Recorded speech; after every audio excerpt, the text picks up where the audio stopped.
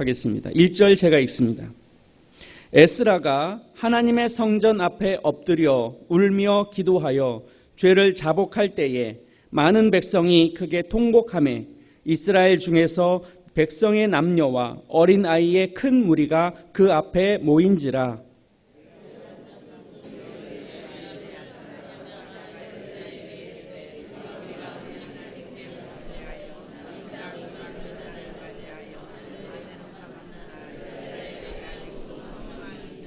곧 내 주의 교훈을 따르며 우리 하나님의 명령을 떨미어 준행하는 자의 가르침을 따라 이 모든 아내와 그들의 소생을 다 내보내기로 우리 하나님과 언약을 세우고 율법대로 행할 것이라.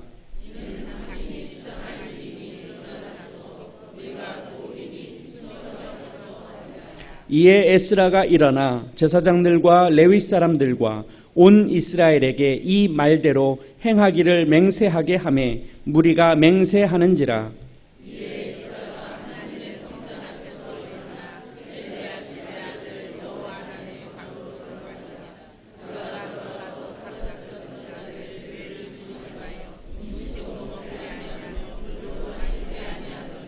유다와 예루살렘에 사로잡혔던 자들의 자손들에게 공포하기를 너희는 예루살렘으로 모이라.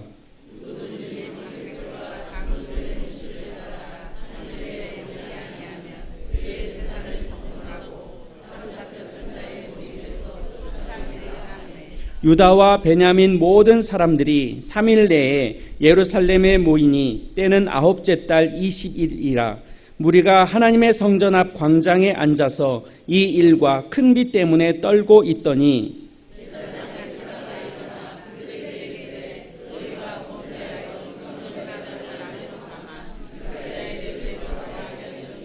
이제 너희 조상들의 하나님 앞에서 죄를 자복하고 그의 뜻대로 행하여 그 지방 사람들과 이방 여인을 끊어버리라 하니 모든 회중이 큰 소리로 대답하여 이르되 당신의 말씀대로 우리가 마땅히 행할 것이니이다. 아멘. 에스라 말씀을 시작한 지 꽤 시간이 지났는데요. 오늘이 에스라서의 마지막 시간이 되었습니다. 에스라서에 기록된 이후로 어떻게 이야기가 전해졌는지 하도 오래전 일이라 성도님들께서 기억 못하실 것 같아서 제가 짧게 복습하고 오늘 말씀 진행하도록 하겠습니다. 에스라가 이스라엘 땅 가운데 페르시아에서 돌아와 살기를 결정합니다.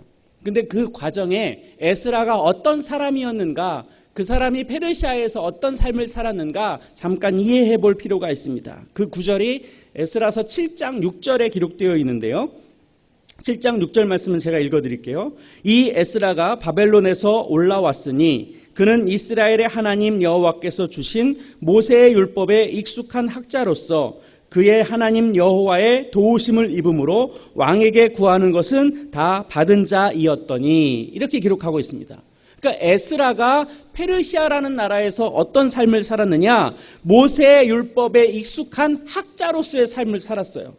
더군다나 이 사람은 아론의 16대 손, 대제사장 계열의 16대 후손이 되는 사람이었습니다. 그러니까 하나님의 말씀에 능통한 사람이었죠. 또 말씀에 기록된 것처럼 모세의 율법에 익숙한 사람이었습니다. 그런데다가 더 그가 위대했던 것이 무엇이었느냐면 그 당시에 페르시아의 왕으로부터도 왕에게 구하는 것은 다 받는 사람이었다. 오늘 그 7장 6절은 기록하고 있어요. 그러니까 페르시아 왕으로부터 구하는 것을 다 얻었다. 그 말은 왕의 총애를 받았다. 왕이 인정하는 사람이었다. 그 당시에 어느 누구와도 비교할 수 없는 막강한 힘을 가진 왕이 페르시아 아닥사스다 왕이었는데 그 아닥사스다 왕으로부터 총애를 한 몸에 입었던 그런 사람이 에스라였다는 거예요. 뿐만 아니라 그는 아론의 16대 손으로서 그는 하나님의 말씀에 능통한 자였다라는 것을 가르쳐주고 있어요. 세상으로도 부족할 것이 없고 하나님의 말씀으로도 부족할 것이 없고 세상의 권력을 가진 자로서도 막강한 영향력을 가지고 있는 사람이었고 뿐만 아니라 하나님 앞에서도 신실한 삶을 살았던 사람이에요. 무엇 하나 부족함이 없는 사람이죠. 어쩌면 우리 자녀들이 에스라와 같은 이 정도의 사람이 된다면 더할 나위가 없으시겠죠. 부족한 게 없잖아요. 뭐 대통령의 버금가는 권력을 가지고 있는 데다가 권력만 가지면 신앙인으로서 좀 왜 저래 라고 할 수 있는데 신앙도 좋아요. 말씀도 능통했어요. 부족함이 없어요. 그랬던 에스라가 페르시아의 나라로부터 막강한 영향력을 발휘할 수 있고 그곳에서도 하나님의 말씀을 충분히 잘 전할 수 있고 가르칠 수 있는 능력을 가진 사람이 그 모든 것을 포기하고 페르시아의 땅에 자기 모든 기득권을 내려놓고 이스라엘 땅으로 돌아가기를 결정을 합니다. 그러면 이스라엘 땅에 돌아가서 뭘 하려고 그런 결정을 했느냐? 그 말씀은 에스라서 7장 10절에 기록되어 있는데요. 에스라가 여호와의 율법을 연구하여 준행하며 율례와 규례를 이스라엘에게 가르치기로 결심하였더라. 성경은 그렇게 표현하고 있습니다. 무엇 하나 부족할 것이 없고 무엇 하나 연약할 것 같아 보이지 않는 에스라의 마음 가운데 하나님께서 크게 주시는 감동함이 있었어요.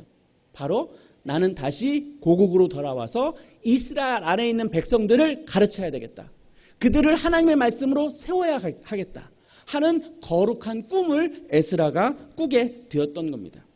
그래서 그가 가지고 있는 모든 권한을 내려놓고 그 막강한 힘을 내려놓고 권력을 내려놓고 다 포기하고 그냥 모든 것을 내려놓고 이스라엘 땅으로 돌아온 겁니다. 얼마나 그의 마음이 포부가 컸겠어요. 하나님이 주신 비전이 그의 마음 가운데 얼마나 불타올랐겠어요. 내가 드디어 이스라엘 백성을 하나님의 말씀으로 가르치는구나. 그렇게 내가 소망했던 이 이스라엘 땅을 내가 밟는구나. 내가 이 이스라엘 땅을 다시 개혁해서 하나님의 나라로 다시 완성해서 하나님 앞에 올려드려야지 하는 이런 거룩한 꿈을 꾸고 지금 이스라엘 땅으로 돌아온 거예요. 그런 거대한 꿈을 꾸고 이스라엘 땅에 돌아오자마자 그가 들은 소식이 어떤 소식이었느냐? 9장 1절 2절에 이렇게 표현되어 있습니다. 지난 시간에 읽어드린 건데요. 이 일 후에는 에스라가 이스라엘 땅으로 돌아온 후에 그 뜻입니다. 돌아온 후에 방백들이 내게 나와 이르되 이스라엘 백성과 제사장들과 레위 사람들이 이 땅 백성들에게서 떠나지 아니하고 가나안 사람들과 헷 사람들과 브리스 사람들과 여부스 사람들과 암몬 사람들과 모압 사람들과 애굽 사람들과 아모리 사람들의 가증한 일을 행하여 그들의 딸을 맞이하여 아내와 며느리로 삼아 거룩한 자손이 그 지방 사람들과 서로 섞이게 하는데 방백들과 고관들이 이 죄에 더욱 으뜸이 되었다 하는지라. 에스라의 마음이 한순간에 무너지는 순간이에요. 하나님 앞에 꿈을 꾸고 거룩한 도전을 하고 하나님이 주신 소명을 가지고 이스라엘 땅에 돌아왔는데 막상 그 일을 해내려고 이스라엘 백성들의 상황을 살펴보니 지금 하나님의 말씀을 받을 수 있는 상황이 아닌 거예요. 엄청난 죄가 이스라엘 땅에 있었다는 거예요. 이것이 이스라엘에게 굉장히 큰 문제로 다가왔고 위기로 다가왔던 거예요. 자신의 아버지, 자신의 할아버지가 가졌던 그 신앙의 순수함, 그들은 페르시아로부터 하나님의 성전을 짓기 위하여 모든 것을 버려두고 그들의 아버지와 할아버지가 이스라엘 땅으로 돌아온 사람들이에요. 갖은 고생을 무릅쓰고 하나님의 성전을 20년, 21년 만에 완공한 사람들이에요. 그곳에서 하나님을 예배하고 하나님을 만나기를 그토록 소망해서 그 숱한 시간과 고난과 어려움을 거치고 하나님의 성전을 지었어요. 그리고 나서 40여 년이 흐른 뒤에 하나님과 더 가까워졌어야 할 이스라엘 백성이 하나님과 가까워지기는커녕 이방 사람들과 혼합한 형태로 이스라엘을 이루면서 하나님의 말씀을 무너뜨리고 그들 땅 가운데 하나님의 나라가 세워진 것이 아니라 이방의 우상들이 세워지고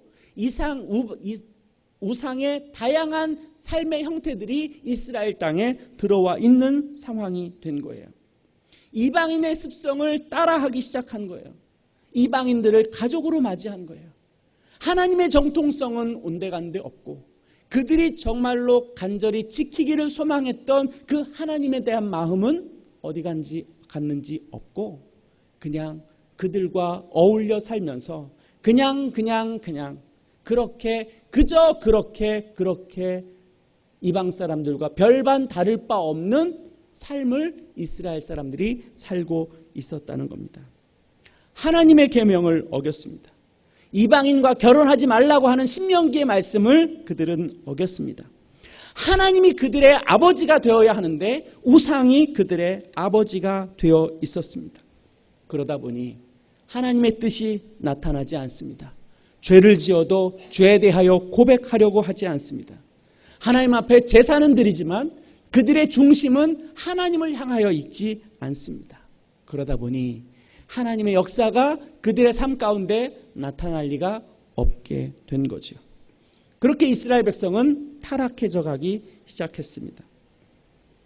저는 이것에 대하여 지난번 말씀 때 우리도 이 세상의 어느 누구도 예수를 잘 믿는다고 하는 그런 사람들도 잘못하면 사단의 영향을 받을 수 있다.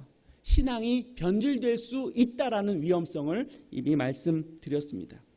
그러면 만약 우리 가운데, 나의 삶 가운데, 우리 가정의 삶 가운데, 우리 교회 공동체의 삶 가운데 어려움과 이런 위기를 만나게 되면 그냥 무너져야 하는가? 이렇게 위기를 만나면 그것을 극복할 방법이 없는가? 이런 것이 우리 공동체에도 있을 수 있고 우리 가정에도 있을 수 있고 나의 삶 가운데도 이런 어려움들이 있을 수 있습니다. 그렇게 믿음을 잃어갈 수도 있고 신앙의 위기를 만날 수도 있습니다. 그러면 어떻게 우리는 이 상황을 극복할 수 있을까? 우리는 어떻게 이 상황을 이겨낼 수 있을까? 하나님은 우리 가운데 어떻게 이 상황을 극복해낼 수 있다고 말씀하여 주고 있는가? 저는 오늘 본문의 말씀에서 그 방법을 함께 생각해보고 찾아보기를 원합니다. 한번 따라 하시겠습니다. 공동체의 위기가 찾아왔을 때, 내 삶의 위기가 찾아왔을 때, 우리 가정의 위기가 찾아왔을 때 우리는 어떻게 이겨낼 수 있을까? 첫 번째, 진정한 회개가 필요하다라고 성경은 말씀해주고 있습니다. 1절 말씀은 이렇게 기록합니다. 에스라가 하나님의 성전 앞에 엎드려 울며 기도하여 자복할 때에 많은 백성이 크게 통곡하며 이스라엘 중에서 백성의 남녀와 어린아이의 큰 무리가 그 앞에 모인지라 이렇게 기록하고 있습니다. 문제의 해결 방법 첫 번째는 하나님 앞에 회개하는 겁니다. 자신이 무엇을 잘못했는지를 깨닫고 그 죄에 대한 철저한 하나님 앞에서의 회개가 있어야 합니다. 그런데 여기서 회개라고 하는 것은 하나님 잘못했습니다. 용서해 주세요 라고 하는 우리가 흔히 우리의 생각 가운데 하는 단순한 정도의 고백이 아닙니다. 이 오늘 본문의 말씀에 보면 엎드려 울며 기도하여 라는 단어를 사용하고 있습니다. 이 말은 자기가 지은 죄에 대하여 혹은 공동체가 지은 죄에 대하여 괴로워하고 슬퍼하고 가슴 아파하고 있다라는 것을 표현해 주고 있는 말입니다. 이 말은 철저한 반성이라고 하는 것을 수반하는 내용입니다. 회개에 대해서 이야기를 할 때 무엇에 대하여 말씀을 드리면 좋을까 생각하다가 홍대 세교회 전병옥 목사 이야기와 밀양이라는 영화에서 나왔던 전도연의 아들을 죽이고 형무소에 들어가 형을 살고 있는 사람의 이야기를 우리는 흔히 생각하게 됩니다. 홍대 세교회 전병옥 목사가 3.1교회 담임하고 있을 때 10년이 넘도록 청년 사역자들을 불러다가 자기의 필요에 따라서 그들을 이용했습니다. 안마를 시키기도 하고 때로는 다양한 방식으로 그들의 존재를 굉장히 어렵게 했던 여성으로서 수치감을 갖게 했던 다양한 모습들이 그에게서 나타났습니다. 그것으로 인해서 결과적으로 전병옥 목사는 3.1교회를 사임하게 되었죠. 교회 요청에 의해서 당분간 자숙하는 시간을 갖도록 허락을 받았고 상담의 치료를 받을 수 있도록 교회가 배려해 주었고 또 1년 동안 교육을 한 다음에 치료를 받은 다음에 다시 그 다음을 복귀할 수 있도록 길을 열어 주었습니다. 그런데 전병훈 목사는 그 기간을 기다리지 않았고 상담의 치료를 받지도 않았고 불과 몇 개월이 지나서 홍대에 새 교회를 개척하게 되었습니다. 그곳에서 그 다음에 그가 무엇이라고 이야기하였느냐? 그는 사람들에게 이렇게 이야기합니다. 자신을 향하여 비난하는 사람들을 향하여 나는 회개하였다. 하나님께 회개했으니 더 이상 너희들은 문제 삼지 말아라. 나는 하나님과 해결했으니 나는 할 만큼 했다. 너희들은 그것에 대하여 상관할 일이 아니다. 이렇게 이야기함으로 인해서 더 많은 사람들을 화나게 하고 마음을 상하게 하고 기독교인들을 더 가슴 아프게 했던 사건들이 있습니다. 밀양이라는 영화도 이미 들으셔서 아시겠죠? 자기 아들을 유괴하여 살인하고 형무소에 살고 있는 사람을 전도연이 하나님 앞에 그의 신앙을 결단하고 그를 용서하여 줘야 하겠다라고 그 형무소를 찾아가 면회를 신청합니다. 그런데 이 죄수가 전도연을 보자마자 자기는 하나님 앞에 다 해결했다고, 너무 감사하다고, 너무 기쁘다고 이렇게 이야기를 했던 거예요. 전도연이 그 모습 속에서 그 죄수를 향하여 그렇게 외칩니다. 나도 용서를 하지 않았는데 누가 감히 용서했느냐? 누가 용서할 자격이 있느냐? 이렇게 이야기를 합니다. 이것이 현재 기독교가 가지고 있는 회개에 대하여 잘못 이해하고 있는 문제 중에 하나입니다. 회개란 내가 잘못한 것을 하나님 앞에 용서를 구하는 것이 분명 첫 번째 단계인 것은 맞습니다. 내가 죄를 고백함으로 인하여 주님으로부터 죄사함을 받는 것이 중요한 주제죠. 그러나 내가 그렇게 하나님 앞에 회개하고 하나님으로부터 용서를 구하고 하나님이 우리를 사하여 줬다라는 마음을 가지고 있는 그런 사람들이 그 다음 삶이 무엇이냐? 내가 사회적으로 내가 개인에게 잘못한 것에 대하여 죄를 가지고 있다면, 하나님 앞에 죄를 고백한 자라면 내가 그 사람에 대하여도 부끄러운 마음과 그 죄값을 치러야 하는 마음이 같이 수반되어야 하는 거예요. 내가 하나님으로부터 용서를 받았으니까 나는 이제 끝났다. 그것이 아니라 내가 하나님으로부터 징계를 받을 자였고 죽음을 면치 못할 자인 줄 알고 그것에 대하여 하나님 앞에 회개한 자라면, 내가 다른 누군가에게 피해를 끼치고 불편함을 끼쳤다면 그것에 대하여 그 사람이 겪을 고통을 내가 감수하고 끝까지 그것에 대하여 내가 책임지는 자세가 진짜 회개하는 자의 모습인 거죠. 이것이 포함되어야 온전한 회개가 돼요. 왜 그러느냐? 그럼 왜 회개를 할 때 하나님께서 어떤 은혜를 주시게 되느냐? 우리가 그 동일한 죄를 반복하여 짓지 않게 된다는 거예요. 내가 A라는 사람에게 어려운 일을 했어요. 내가 그 사람을 볼 때마다 내가 실수한 것에 대하여 죄책이 들어요. 하나님으로부터 은혜를 받았어요. 죄사함을 받았어요. 그러면 그 감격과 그 은혜로 인해서 이 사람을 바라볼 때마다 미안한 마음과 부끄러운 마음을 가져야 하는 거예요. 그리고 그 사람에게 내가 끝까지 사죄하고 그 사람의 마음이 풀어질 때까지 그를 협력해주고 그를 도와줘야 하는 거예요. 모른 척하면 안 되는 거예요. 그거는 회개의 자세가 아니죠. 우리가 일본을 보면 알잖아요. 아무도 용서하지 않았는데 자기들은 끝냈대잖아요. 그래서 우리의 마음이 속상한 거 아니에요. 그들은 회개한 게 아니에요. 마찬가지예요. 우리가 그렇게 부끄러운 마음을 가져야 내가 동일한 죄를 짓지 않습니다. 왜? 내가 하나님 앞에 이 죄책이 얼마나 큰 걸 내가 뼈저리게 느끼는 사람이 똑같은 죄를 지을 수가 있을까요? 그럴 수 없거든요. 그래서 회개한다고 할 때 그 진짜 마음은 더 이상 그것에 대하여 동일한 죄를 짓지 않는 그런 나의 결단이 수반되는 겁니다. 비로소 하나님의 공동체가 함께 죄에 대하여 고백할 때 그 공동체가 그 다음을 향하여 갈 수 있게 되는 겁니다. 공동체가 어려움을 겪었어요. 어려움이 있어요. 그러나 가만히 공동체를 들여다놓고 보니까 그 공동체 안에 연약함이 있어요. 그 연약함에 대하여 함께 기도하고 함께 마음을 모을 때 그 공동체가 동일한 죄를 짓지 않을 수 있는 근거가 되거든요. 그게 공동체가 하나님 앞에 나아간다고 하는 그 확실한 기준점이 되는 겁니다. 그래서 회개가 중요해요. 하나님의 말씀을 보세요. 회개하는 게 중요해요. 하나님 앞에 살아가는 그 사람이 회개하지 않고 하나님 앞에 살아갈 수 있느냐? 그렇지 않습니다. 하나님 앞에 살아가려고 하는 마음의 결단이 있는 자들은 자기의 죄가 보일 수밖에 없어요. 자기의 죄가 보이면 하나님 앞에 그 죄를 고할 수밖에 없게 되는 거죠. 고할 때, 나의 죄를 고백할 때, 내 죄를 하나님 앞에 인정할 때 하나님께서 우리에게 미치는 은혜가 있는 거죠. 그래서 회개는 중요해요. 금요일마다 제 순서 때 요한계시록에 나오는 7교회의 이야기를 지금 하고 있는 중이지 않습니까? 그 7교회를 주님께서 말씀하시는 내용을 들여다보면 제일 많이 말씀하고 있는 게 뭐냐? 회개하랍니다. 회개하라. 건강한 교회도 회개하라. 연약한 교회도 회개하라.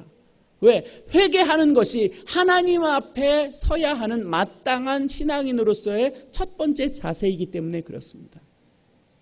그러니 공동체가 위기를 만날 때, 가정이 위기를 만날 때, 나의 삶의 위기를 만났을 때 내가 제일 먼저 하나님 앞에 고해야 되는 것은 내 문제를 해결해 주십시오가 아니라 하나님, 제가 무슨 죄를 지었습니까? 제가 하나님 앞에 어떤 연약함이 있었습니까? 내가 하나님 앞에 신앙생활할 때 어떤 부족함이 있었습니까? 먼저 깨닫게 해주십시오. 나의 연약함을 내려놓게 해주십시오. 하나님의 신령한 은혜를 다시 힘있게 해주십시오. 라고 고백하는 게 순서라는 거예요. 오늘 본문에 보면 에스라가 이스라엘 공동체를 대신하여 하나님 앞에 대신 회개의 고백을 합니다. 우리가 오늘 10장의 말씀을 읽었지만 그 9장의 후반절에 내오는 모든 이야기가 에스라가 이스라엘 백성을 대신하여 공동체를 위하여 회개하는 기도의 내용이 담겨져 있어요. 그리고 나서 오늘 본문에 와서 그들이 함께 자복하고 우리가 죄를 지었습니다라고 고백하는 대목이 나오는 거예요. 내가 먼저 고백하고 나의 가정이 고백하고 나의 공동체가 고백하여 나갈 때 그 가운데 성령의 역사가 나타나는 겁니다. 두 번째로 공동체에 위기가 있을 때 필요한 것은 함께 따라 하시겠습니다. 함께하는 믿음의 사람들이 있습니다. 오늘 본문 2절에 보면요. 엘람 자손 중 여히엘의 아들 스가냐가 에스라에게 나아갑니다. 그리고 에스라에게 이렇게 말합니다. 2절 끝에 우리가 하나님께 범죄하여 이 땅 이방 여자를 맞이하여 아내로 삼았으나 이스라엘에게 아직도 소망이 있나니 그렇게 고백하고 4절에 에스라에게 이렇게 요청합니다. 일어나소서 우리가 도우리니 힘써 행하소서. 공동체의 위기를 만나게 되면 그 공동체에 함께 하나님의 마음으로 그 공동체를 생각하는 사람들이 있다는 거예요. 그 사람들이 함께 마음을 모아서 그 공동체를 하나님 앞에 세우는 겁니다. 그런데 참 신기하게도요. 교회가 어려워지고 가정이 어려워지면 그것에 대하여 평가하고 비난하고 책망하고 나무라는 사람들은 참 많더라고요. 그런데 그걸 놓고 함께 기도하고 함께 가슴 아파하고 함께 죄를 고백하는 사람들은 많지 않아요. 그런데 중요한 게 있습니다. 그런데 그런 같은 마음을 품는 사람들이 있다는 거예요. 바로 그 사람들이 교회를 살리는 사람들이에요. 그 사람들이 가정을 살리는 사람들이에요. 책망하고 비난하고 힐난하고 나무라고 그런 분들이 공동체를 살리는 것이 아니라 같이 가슴 아파하고 기도하고 연합하고 부둥켜 끌어안고 서로 손 붙잡아주고 그런 사람들이 공동체를 살리는 사람들인 거예요. 근데 그런 사람들이 있다는 거예요. 바로 그런 사람들을 통하여 공동체는 살아나는 겁니다. 에스라가 이스라엘 백성의 죄에 대하여 9장 중반부터 회개의 기도를 하게 되고 10장에 들어와서 성전 앞에서 그가 통곡을 합니다. 백성들도 함께 통곡해요. 그때 에스라 편에 서서 에스라가 이 영적 회복 운동을 진행할 때 에스라를 도왔던 사람들이 있어요. 바로 동역자들입니다. 공동체를 살리기 위하여 애쓴 사람들. 잘못할 때 채찍질 해주고 기도해주는 사람들, 잘 나갈 때 격려하고 힘이 되어주는 사람들, 위기를 만났을 때 영적으로 깨어서 리더를 도와주는 사람들, 이런 사람들이 공동체에 정말로 필요한 사람들이에요. 한번 옆에 분들을 보시겠어요? 이분들이 나의 동역자인가? 이분들이 내가 어려울 때 도와줄 사람인가? 아닌가? 어떤 마음이 드세요? 이분들이 나를 도와줄 분들이신 것 같으세요? 몇몇 분만 아멘 하시네요. 정말로 중요한 것은요, 그럴 때 함께 해주는 사람들이 정말로 소중한 사람들이에요. 그런데 참 재미있는 것이 있습니다. 나를 도와줄 것 같은 분이 나를 안 도와주고, 전혀 안 도와줄 것 같았던 그분들이 어느덧 나타나서 내 옆에 서 계신다는 거예요. 그런 경험 있으시죠? 그분들은 누가 보내신 거예요? 예, 주님이 보내신 거예요. 그러니까 위기를 만나고 어려움을 만나도 주님께서 나를 붙들어 주신다는 믿음이 있으면 나를 도와줄 분을 만나게 돼 있어요. 내 옆에 분이 그런 분들이 되어주셨으면 좋겠다, 그 생각하기 전에 내가 그분들의 옆에 서줘야 되겠다가 먼저인 거예요. 제가 이것을 언제 깨달았느냐면요, 제가 세미나를 갔다가 어느 분께서 그런 이야기를 하시는 거예요. 이제 가정사역 세미나였는데 우리는 그렇게 생각한다는 거예요. 나에게 딸이 있어요. 그런데 사위를 이제 배우 가족으로 맞아들이잖아요. 내 사위가 이런 사위가 되었으면 하는 바람이 있다는 거예요. 또 마찬가지로 내 아들이 어느 누군가와 결혼을 해서 며느리를 얻잖아요. 근데 그때 무슨 마음이 드느냐면 이런 며느리가 되었으면 하고 하는 바람이 있다는 거예요. 그럼 거꾸로 생각하면 내 아들이 저런 사위가 되었으면은 생각을 잘 안 한다는 거예요. 마찬가지로 내 딸이 저 집에 저런 며느리가 되었으면이라고 생각을 잘 안 한다는 거예요. 제가 거기서 깨달았어요. 똑같은 건데 어쩌면 그렇게 입장차에 따르게 다르게 해석을 할까? 공동체도 마찬가지예요. 누가 내 편이 되어줄까가 중요한 게 아니라 내가 누군가의 편이 되어주는 게 더 중요한 거예요. 그게 우리에게 필요해요. 이번에 다시 옆에 분들 보세요. 내가 당신 옆에 있을게요. 한번 그렇게 고백하시죠.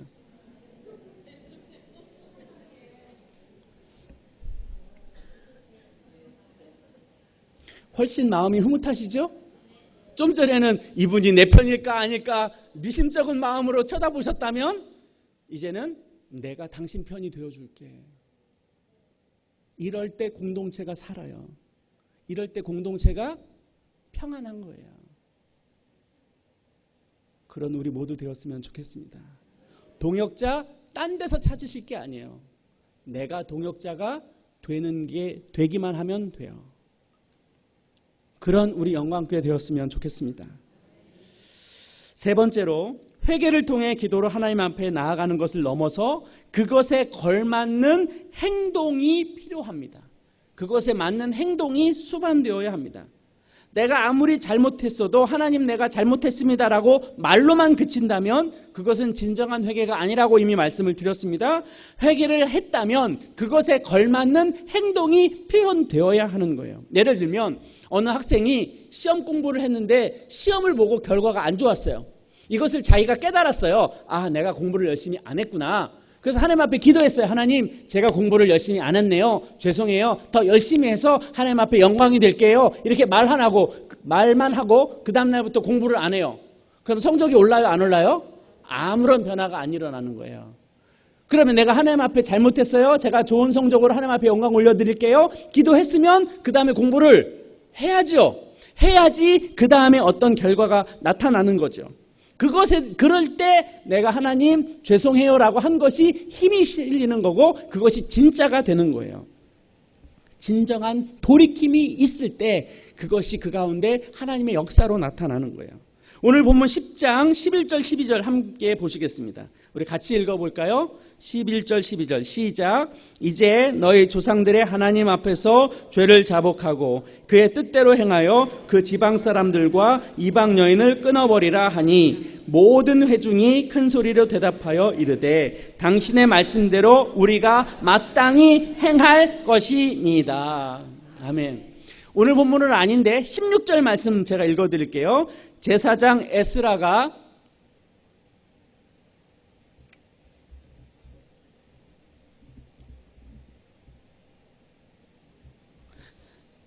자, 16절 제가 읽어드릴게요. 사로잡혔던 자들의 자손이 그대로 한지라 제사장 에스라가 그 종족을 따라 각각 지명된 족장들 몇 사람을 선임하고 10째 달 초하루에 앉아 그 일을 조사하여 17절 끝에 조사하기를 마쳤다. 그렇게 기록되어 있고요.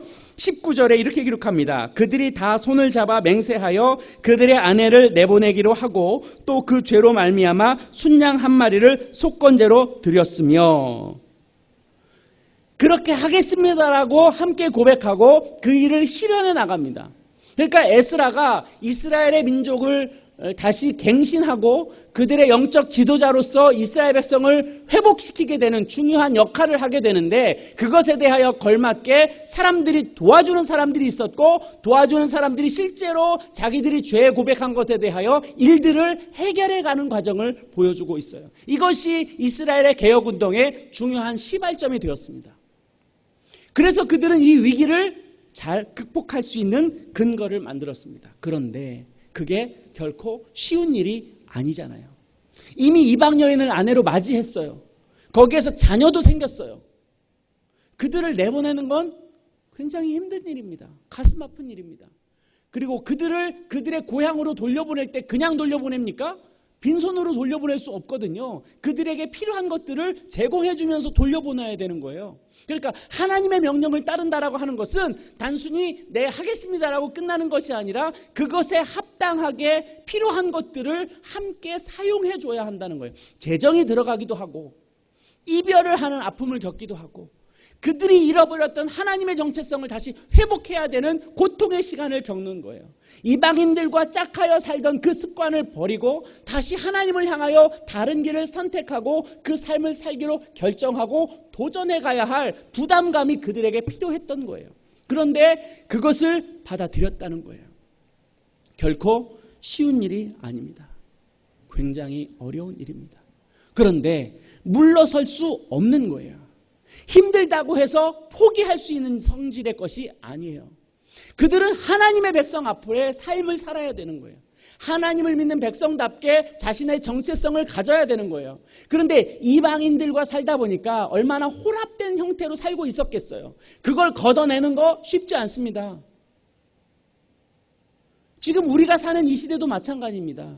우리가 신앙인으로서 바른 삶을 살려고 할 때 불편을 겪는 게 한두 가지가 아닙니다. 더군다나 이 세상은 우리를 넘어뜨리려고 하는 사단의 계략이 교묘해지고 점점 더 복잡해지고 우리가 선택을 할 수 없을 만큼 어렵게 만들어가고 있는 것이 현 시대입니다. 그래서 우리가 예수를 잘 믿는다고 하는 것이 점점 어려워지고 있어요. 세상 사람들과 타협해야 되는 일들도 있고요. 내가 하지 말아야 될 일들을 해야 되는 경우도 있어요.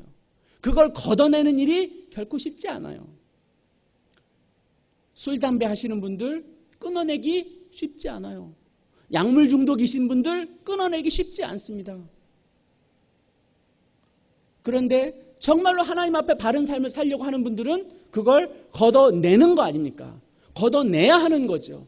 왜? 나는 하나님의 백성이니까. 하나님이 근심하고 하나님의 마음을 상하게 하고 하나님의 마음을 고통스럽게 하는 것을 내가 거절하면서 살아야 하니까. 쉬운 일이 아니에요. 그런데 우리는 그 일을 멈출 수가 없어요. 우리는 하나님을 기쁘시게 하는 사람들입니다. 맞습니까? 하나님을 기쁘시게 하는 일들을 소망하면서 살아가는 사람들입니다. 그것이 우리의 삶의 중심이어야 해요. 그것이 우리의 삶의 기준이에요. 그런 사람이 어떻게 세상과 짝하면서 살겠어요? 예수님은 말씀하세요. 너희가 두 주인을 섬길 수 없다. 그러나 이스라엘 백성들은 그걸 선택했다는 거예요. 왜? 하나님과의 관계가 그들의 제1우선순위였기 때문에. 공동체 어려움이 있어요? 우리 가정에 어려움이 있어요? 내 삶에 어려움이 있어요? 그렇다면 내가 하나님 앞에 서는 게 먼저입니다. 개혁은 거기에서부터 시작이 되는 겁니다. 말씀을 정리하겠습니다. 공동체가 위기를 만나면 그 위기를 어떻게 극복해야 하는가? 첫 번째, 철저한 회개가 있어야 됩니다. 두 번째, 그 문제를 함께 풀어가야 할 동역자가 반드시 필요합니다. 그리고 세 번째, 그 회개에 걸맞는 돌이킴이 있어야 합니다. 그럴 때 그 공동체가 다시 하나님 앞에 설 수 있고, 우리 가정이 다시 하나님 앞에 설 수 있고, 내 자신이 하나님 앞에 바른 길을 선택하며 갈 수 있는 겁니다. 사랑하는 성도 여러분, 그런 공동체 소망합시다. 그런 가정 되기를 소망합시다. 그런 내가 되기를 하나님 앞에 결단하고 그 길을 걸어가실 수 있는 믿음의 사람들 되기를 소망합니다. 그러면 그 공동체에 하나님이 복을 주시지 않을 수가 없습니다. 하나님이 기뻐하시는 일들을 하려고 애쓰는 교회에 하나님께서 어떻게 은혜를 베푸시지 않겠습니까? 하나님의 뜻 가운데로 나아가려고 하는 그 공동체 가운데 어떻게 하나님께서 은혜를 붓지 않으실 수가 있겠습니까? 그건 너무나도 분명한 것이죠. 문제는 나입니다. 한번 따라 하실까요? 요나. 저나 말고 요나. 내가 먼저입니다. 내가 결단하는 겁니다. 내가 시작하는 겁니다. 그렇게 하나님 앞에 세워져 가는 여러분들의 가정, 우리 영광교회 내 자신 되기를 주님의 이름으로 축복합니다.